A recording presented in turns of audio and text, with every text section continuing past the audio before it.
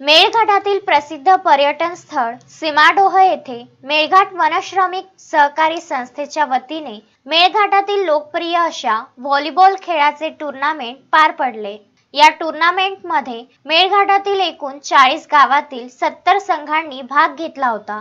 21,000चे प्रथम पारितोषिक हे बोरकुंड तालुका भैसदेई जिल्हा बैतूल येथील संघाला मिळाले। द्वितीय 11,000चे पारितोषिक हे सीमाडोह येथील संकल्प मंडळ, तृतीय 5,000चे पारितोषिक हे अमरावती बॉईज हॉस्टेल व चौथे 4,000चे पारितोषिक हे कुटंगा येथील संघाला मिळाले। या स्पर्धेत एका हाताने अपंग असूनही व्हॉलीबॉल खेळाचे उत्कृष्ट प्रदर्शन केल्यामुळे player of the tournament award Ankush Darsimbe गाव हिल्डा यांना देण्यात आला। या स्पर्धेच्या यशस्वी आयोजनाकरिता सीमाडोहच्या नागरिकांनी खूप मेहनत घेतली। स्पर्धेदरम्यान झालेला प्लास्टिक कचरा हा संकल्प मंडळ सीमाडोहच्या तरुणांनी श्रमदान करून विल्हेवाट केला। व्याघ्र प्रकल्पातील पर्यटनाचे महत्त्वाचे गाव लक्षात घेता या स्वच्छता श्रमदानाचा पुढाकार घेण्यात आला। तसेच या खेळातील समालोचन करताना विविध सामाजिक संदेश देण्यात आले।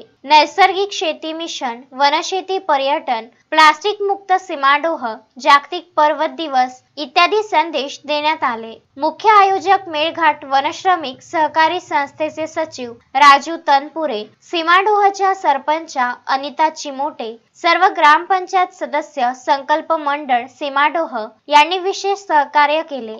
मारुती पाटणकर, विदर्भ न्यूज, चिखलदरा।